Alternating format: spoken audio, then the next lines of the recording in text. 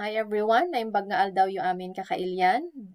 This is Sheila Dr. Hernandez, your licensed immigration advisor based in Timaru, New Zealand. So for today, 21st of January 2021, we have two topics. First is the visa changes that allows onshore migrants, yung mga nasa New Zealand, to fill labor shortages. And second topic that was released yesterday and start today, yung quarantine-free travel from Cook Island to New Zealand. Before we start, if you haven't already, please subscribe to our YouTube channel and hit the notification bell to get notified for all upcoming videos. Okay, so para sa first topic natin, it appears na marami pa rin sa mga kababayan natin ang hindi aware sa mga changes na ni-release noong 21st of December 2020. So this was an email from Immigration New Zealand sa mga advice. The government has announced changes to allow temporary migrants in New Zealand to continue fill shortages. Employers are still expected to genuinely seek to fill job vacancies with New Zealanders. So, ibig sabihin, ang mga changes na to ay para sa mga migrants na nandito na sa New Zealand. Ang first change ay ang automatic extension, employer-assisted work visas extended by 6 months. Okay? Employer-assisted visas expiring from 1st of January 2021 to 30th of June 2021 inclusive will be automatically extended by another 6 months. Okay, automatically extended, ibig sabihin, you don't need to apply for this, automatic yan ibibigay sa inyo. Sa iba sa inyo, this could be for your first or second or third na extension. Okay, so kasama to sa mga previous na na-extend ulit. So may panibagong extension ulit tayo. Lahat ng mag-expire. Okay, kung mag-expire yung visa ninyo, from 1st of January hanggang 30th of June, then kasama kayo sa mga extended ang mga visas. Ito ay para sa mga employer-assisted work visas. Ano-ano ang employer work visas? Basically, pag tinignan nyo yung inyong mga visas, nakasulat dyan kung nakasulat specifically yung employer ninyo. So, normally nakasulat dyan, you can only work for a specific company. Ang mga visas na to ay Essential Skills Visa, Work to Residence Visa, kasama ang talent accredited in the long-term skill shortage list. Special and skilled work visas for China, Indonesia, South Korea, Philippines, and Vietnam. Special category work visas for Japanese interpreters and Thai chefs. Employer-specific work visas granted under Section 61 of the Immigration Act 2009. So, ito yung mga nag-apply ng Section 61. Yung mga dating unlawful, nag-apply ng Section 61 and they were granted a work visa, employer-specific work visa. So, nakasulat sa visa ninyo kung para kaninong employer lang kayo pwedeng mag-work. Kasama din dyan ang mga fishing crew visa, religious worker visa, and the Silver Foreign Practical Experience visa. Visas held by their partners and dependent children will also be extended. So, kasama ang family sa mga may extend. Visa holders will receive confirmation of the extension from Immigration New Zealand by March 2021. Okay? So, makaka-receive kayo ng email. However, sa mga mag-expire ang mga visa ng January at saka February or before ninyo ma-receive yung extension, you better contact immigration kung wala pa. I-verify ninyo with immigration kasi you need to stay lawful. I-follow up ninyo ang inyong automatic visa sa immigration para hindi kayo magka-problema sa mga susunod yung application or para hindi magka-problema kung meron kayong mga ongoing residence or future residence visa application. Okay, next, another change is yung lower paid essential skills visa stand-down delayed for 12 months. Okay, the introduction of the stand-down period will be delayed until January 2022. Sa stand-down policy, sino-sino ang mga affected? People who have held visas based on a lower skilled or low-paid visa will need to leave New Zealand for 1 year after they have been working for 3 years. Okay? Kung meron ka ng, if you were granted a low skilled and low paid for 3 years, okay, then you are required to leave New Zealand for 12 consecutive months. Pero ang sabi ng latest na announcement, i-delay nila yung introduction ng stand down. Okay? So yung stand down policy was introduced in 28th of August 2017. So may mga cases or may mga visa holders tayo na that are now subject to stand down. Okay? So, ito yung isa sa mga example natin sa mga previous videos natin, no? So, kung ang first low-skilled ninyo was in March 2018, kaya ang second, kung lower-skilled pa rin, it would be March 2019, March 2020. And if, for instance, yung huling visa ninyo was low-paid, since nag-start na yung low-paid, okay, so hanggang March 2021 na lang supposed to be kayo. And you're supposed to leave New Zealand. Pero since extended or i-delay ang introduction ng stand down, pwede pa rin kayo magstay hanggang January 2022. Okay. Next, working holiday visas extended by 6 months. So, meron din tayong Philippine working holiday visas. Okay, kung meron kayong working holiday visa na mag-expire from 21st of December 2020 to 30th of June 2021, your visas will be extended for another 6 months. Okay? And then, conditions will be varied to allow the holders to continue in any employment that is not permanent in any sector until their visa expires. Okay, any time limit on total work for one employer will no longer apply. Okay, ang Philippine Working Holiday Visa, you're only allowed to work for one employer for 3 months and you need to move on to another employer. So, sa ngayon, hindi na siya applicable. They're waiving that. So, mas flexible ngayon na mas flexible ang visa. You can continue working for one employer.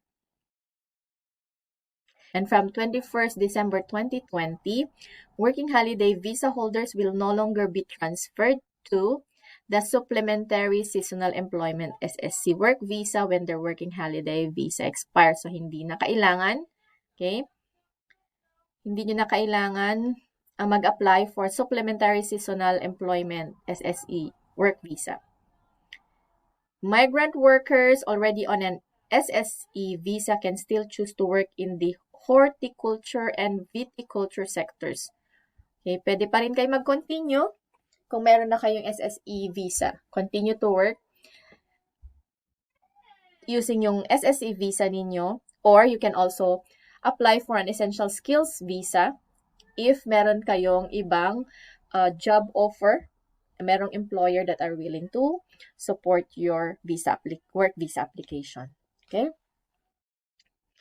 Next, 2019 median wage in effect until July 2021. For essential skills work visa and skilled migrant category, meron tayong salary threshold.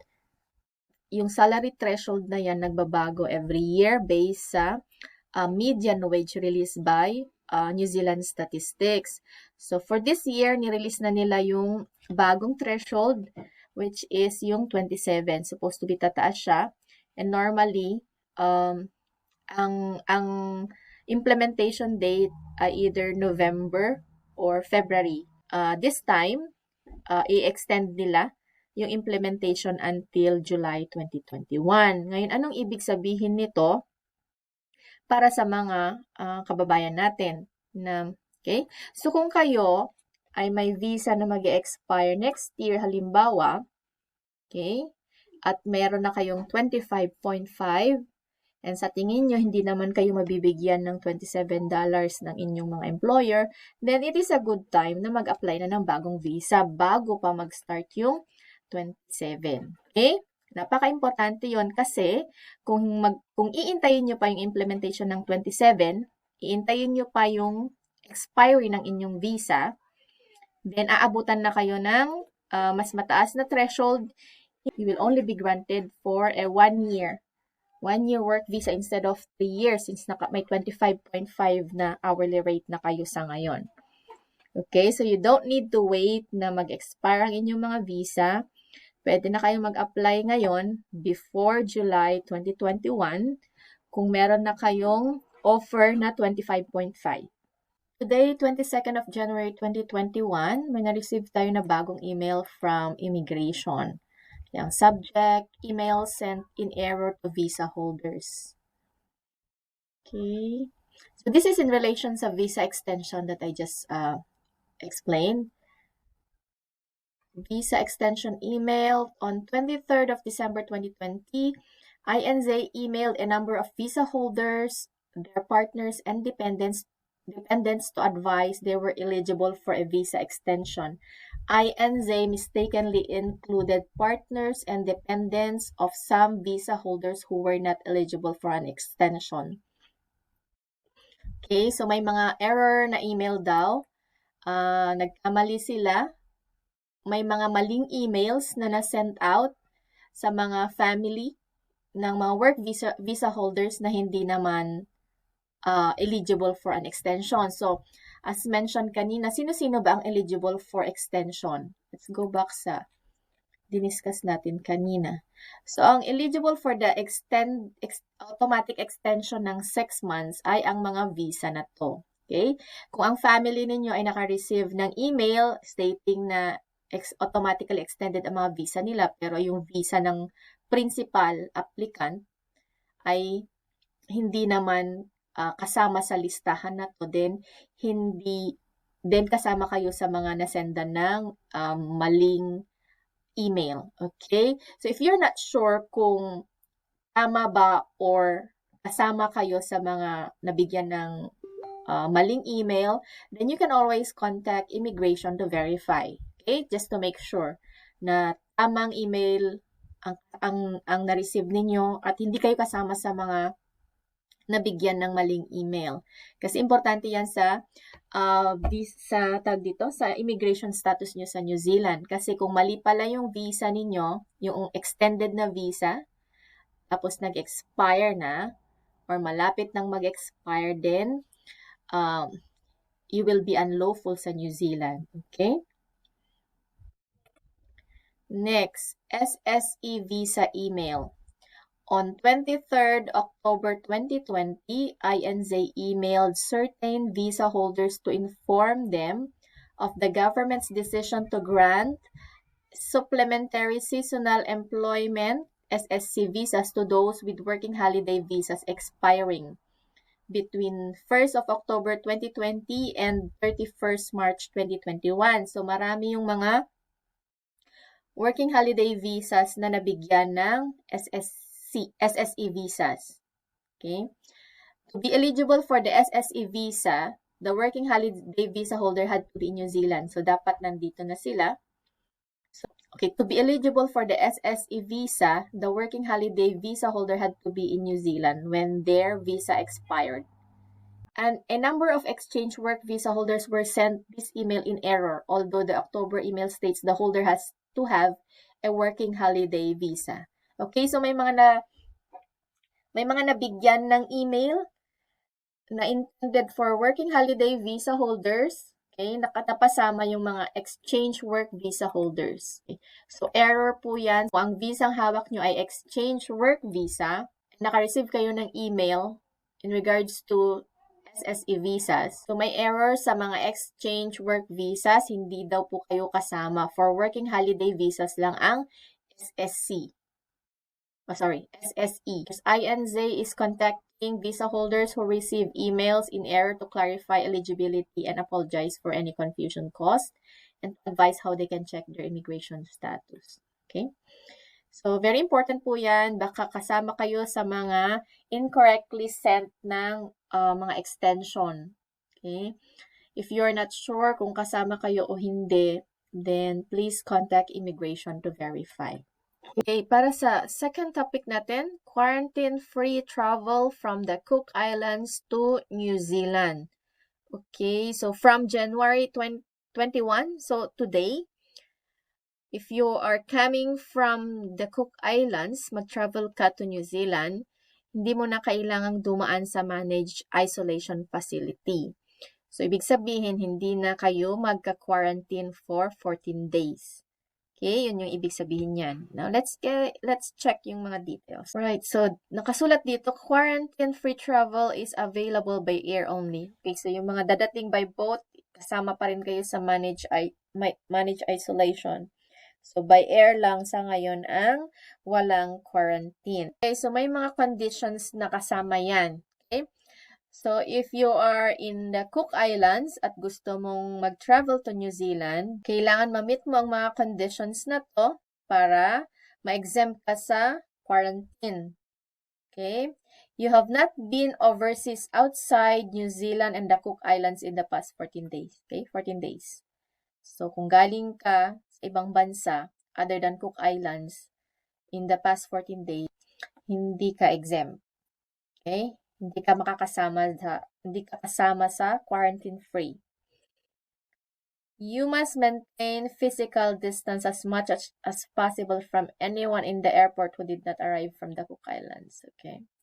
You must wear a face covering while the arrival airport. Ano pa?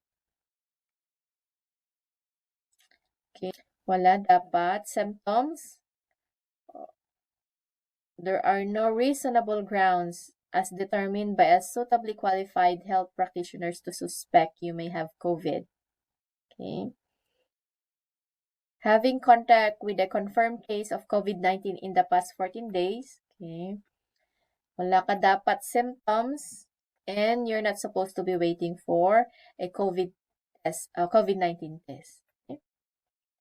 So, meron pang ibang mga requirements. So, I'll just leave yung link so you can go through them.